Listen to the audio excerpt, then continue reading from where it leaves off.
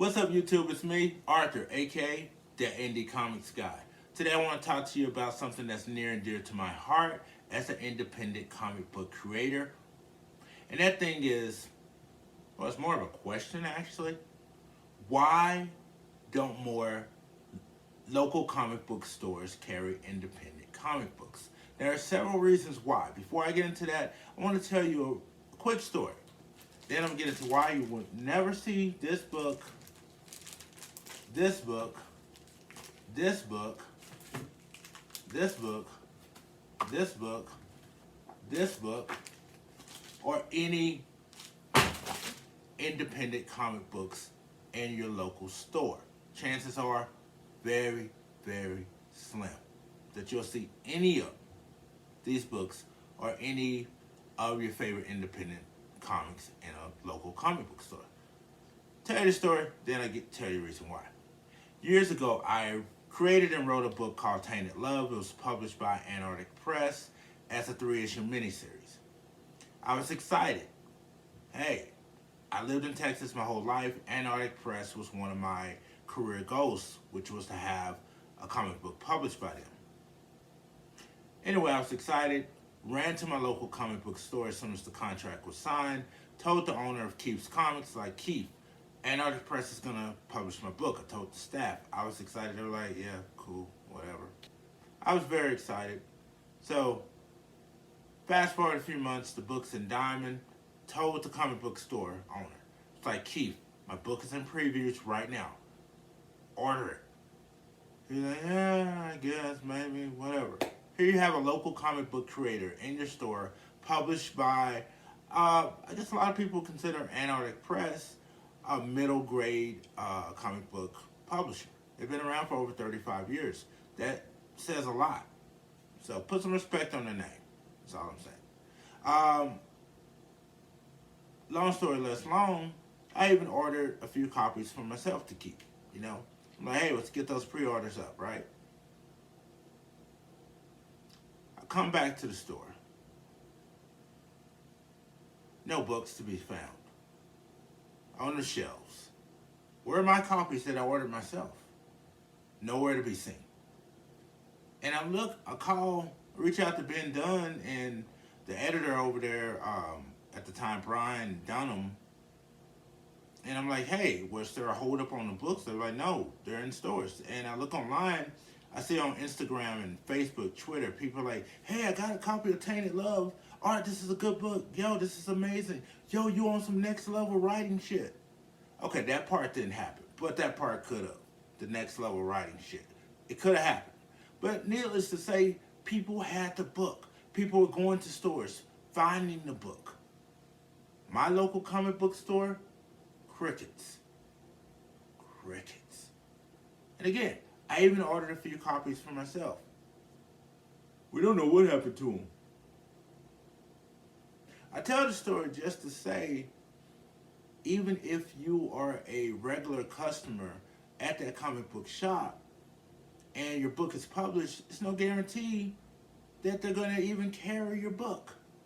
And this is when you have what I would think to call a good customer retailer relationship, but that's not a business relationship. I have to say that. That's not a business relationship. It's not. So, the original question, again, why don't more local comic book stores carry independent comic books? Reason number one is pretty simple. Pretty simple. Despite a book like this, Demoness, doing great on crowdfunding, great on Indiegogo, Kickstarter, and whatnot. Doesn't matter if this book made $20,000 or $17,000 or $24,000. Retailers don't care about that. Other publishers might, but retailers, they're not hanging around Kickstarter and Indiegogo looking for books to potentially carry in their stores. So they know, like, do I have to back this book to carry it in my store? Like, what is the procedure here? Do I have to hunt down the creator and be like, hey, we want to carry your book in our store, but we're not going to pay you $10 to $15 to carry your book in your store. We're not going to make a profit off that. We need to make money. So retailers aren't hanging around Kickstarter and Indiegogo. It's reason number one. And I know the current trend with indie creators is crowdfunding to either publish the book or pay for post-production and printing and all that. But I would personally get mad if I backed this for $15 plus $5 shipping, then I went to a local comic book store and I saw it for $3.99. I would feel away. So some creators may feel that they are doing crowdfunding and then they turn around and put the same book in the stores, they would have to charge about the same price. Otherwise, they're cheating the people that were there from day one. I get it. I understand it. Second reason. Despite crowdfunding, the production output of independent creators hasn't increased. I know people who go to conventions and they've been selling the same 1-2 issues for the last 5-6 years. It happens a lot. Happens a lot. You would think with Kickstarters and Indiegogos making all this money, the output of individual issues would increase, but it hasn't. So from a retailer standpoint, if you just like, hey, I got this issue, they're not gonna want that book. They're like, do you have a completed story arc? You're like, no. Now the Sheer Chronicles, this is issue 2. Issue 2. And it's taken them a while to get these books out. Again, even with crowdfunding, the output still isn't there, so it's not an incentive for retailers to carry a book. Give them a complete story arc at least. Give them a 3 to 4 issue story arc and be like, hey, here's 3 or 4 issues. Now they might be interested. Because if I just buy issue 1 and I have to wait 6 months to a year or even 2 years, yeah, I'm looking at Trill League. Like, really? You made us wait 4 years for issue 1, now you're working on issue 2? What, 6 years later? I lost interest, bro. I lost interest. In the world of business, if you're a retailer, you need issue 1 quickly followed up by issue 2. Now, if you have all 3 to 4 issues of that arc, approach them. Hey, I have a completed story arc. I have a trade, whatever the case may be. You put yourself in a better position. You're giving yourself some leverage. So, if you're just over there with one book, chances are they're just going to be like, please have a completed story arc. And it's sad that we live in a day and age where people are getting $10 to $15 to $20, $30,000 on Kickstarter and Indiegogo, and they still cannot increase their production. It should not take you 5 years to come out with 5 issues. That's all I'm saying. That's all I'm saying. Now, next thing, format. A lot of retailers, even though this is just like an art book, they want, a standard format. This is cool at cons and things of that nature to sell it in, this format. It dates back, I get it. But from a retailer standpoint, this, they're like, what do we do with it? Where do we put it? Where do we put it? And it's cool art, actually, in this. I dig it. But you have to think about format. You have to think about presentation. If the cover is cool, the inside has to be equally as cool. Next, we're going to talk about creating a demand. Now, Obi, Stranger Comics did a great job of not only promoting this book inside and outside of traditional comic book channels. They got a film option, and I know. Film options come a dime a dozen. Hopefully something happens with this. I think this is a fantastic project. I want to see more of it, and I would love to see some type of live action fantasy opus with this book. I really would. But you have to create a demand. I tell people all the time, during the pandemic, a lot of creators, they started forming all these podcasts and YouTube channels and stuff like that. Now that they have to take their ass back to work, for the ones who aren't living off their wives, yeah, you. Talk about you. All these podcasts have stopped. All these YouTube channels have stopped because, hey, time to go back to work. And I said it before, I'll say it again. The worst thing is in the world is just have a, I said it before and I'll say it again, the worst thing in the world is to have a platform where you're just talking about comics all day, every day to the same people. You can't increase your audience if you're having the same conversation every day. So when I look at these, I call them panel shows where they got 4 and 5 different creators and each episode is the same conversation, that gets a little boring. I might have learned something from the first episode, but now, nothing. Nothing. You have to create a demand for your product. I don't care if you're using Twitter, Instagram, YouTube, podcasts, whatever the case may be. You have to up your brand. If you're a writer, you're an artist, you're an inker, letterer, whoever you are, use whatever platform you think is best, create an audience, create a following, then people will buy. Look at Black Sands. They just secured a $500,000 equities. They just secured a $500 deal with Mark Cuban and Kevin Hart for 30% of their company. That is a huge deal. A huge deal. I'm going to make a separate video talking about exactly how huge that is and why it's different from a lot of these things, such as, oh, I got a film option. You'll see. You'll see. So be on the lookout for my Black Sands video.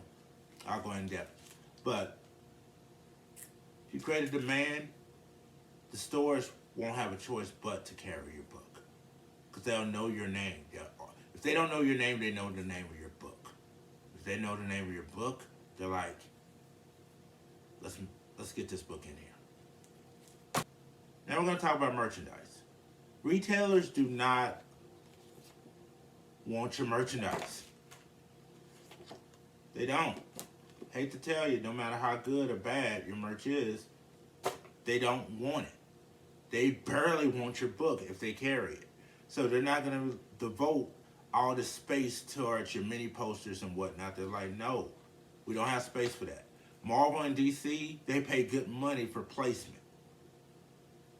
Heck, even cigarette companies pay good money for placement. Doritos, chips, all these companies pay to have their products seen in certain locations. It's a science behind it. It's a science behind it. So if a retailer does decide, hey, I'm going to carry, I say, cornrows, if they even have a local independent section, it's not going to be up front. It's going to be over to the side, over to the back, over here, over there. You're not going to get prime real estate for your book, no matter how good it is. Good book, by the way. I'm still on the whole output thing because it really bothers me that in this day and time with current technology and crowdfunding, people making this money, that people are still releasing 1 to 2 books a year. There are some exceptions. Then we do got some publishers that have a bunch of #1 issues and that's it. Never going to see anything again. Retailers, local comic book shops, a lot of them aren't the friendliest places in America. They're not known for the customer service. I support retailers just to keep the industry alive, that part of the industry. But a lot of times I can go in any comic book store in America and never be spoken to. I've heard a lot of people say this. We still live in an age where some women don't feel comfortable going in comic book shops. Why is that? Why is it 2022 and some women don't feel comfortable going inside of a comic book shop?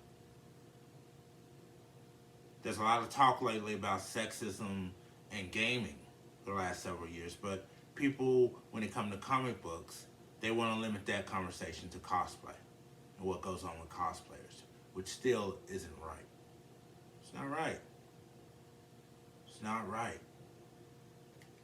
It's not worth their time doing a consignment deal or just buying your comic, hoping to make money, because a lot of these independent books will just sit there. It's not worth their time. That's why they, being the local comic book shops, don't have a real incentive to carry many independent comic books.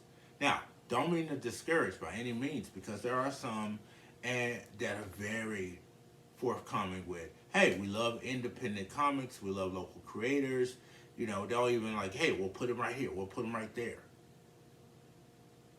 They get excited about these things. Same way that people used to get excited about ash cans back in the day. There are some, not many, you gotta go find them in your city, that are very friendly to independent creators. And they'll carry this book. They'll carry Ruby. They'll carry that. They'll carry this. They'll carry, what else is here? Oh, I wrote that. War's Chosen by me. The indie comics guy. They'll carry Agent Solo. Oh yeah, who wrote that? Oh yeah, that was me again. That was me again. So they'll carry a lot of these books. Merch, they're like, you can give it away for free. They're not gonna bother trying to sell your merch. It's not gonna happen.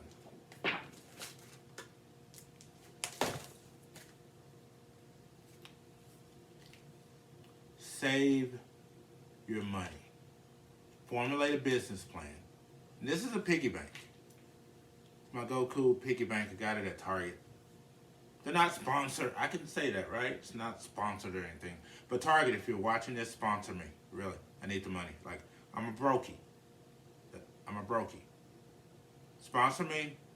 Make me a non-brokey. And I'll make more comics. And I'll come out of retirement. But save your change. You're going to need it. Because you have to think smarter. Contact the readers. You have to think smarter. Contact the local comic book shops that are indie friendly. Embrace them, support them. Alterna, I don't know if they still do this. It's hard to, Alterna Comics. They used to list in the back of their books all the retailers where you can buy their books across the country. I thought that was a great idea. I want to see more of that. I know there was some talk about Liberty Distribution helping indies get their books in stores. I went to their website. Really needs to be updated, and I didn't see one store listed where these books are carried. It's no diss to them. I'm just saying that I didn't personally see any stores where their books are carried. I don't know. Maybe it's in a top secret place. Maybe it's in the dark web. Maybe they have their books in so many stores, you can't see it. I don't know. But be careful with these little distribution companies. Make sure they're legit. Make sure they actually have books in stores before you sign any contracts. Make sure they actually are placing books in stores. You want to know what these stores are. You have a right to ask these questions. If they're like, don't worry about it, Mom. We got our books in 50 stores. What stores? Where? Where are these mythical, magical stores? Be careful what you sign. Anyway, that's all the time I got for you today. My chat nerds, let me know in the comments below. What have your experiences been with getting your books in stores? Have you tried it? Again, chat nerds, let me know. Sound off. Let me know what you think of this topic. If you are a would-be comic book creator, what are you doing differently if you're not trying to go the retail route? Are you just sticking to crowdfunding? Are you sticking to your website? Are you sticking to cons? How are you getting your books out there to fans? I want to know. Let me know in the comments. Again, I'm that indie comic book guy. Mwah. Peace twice. I love you like I'm your stepdaddy.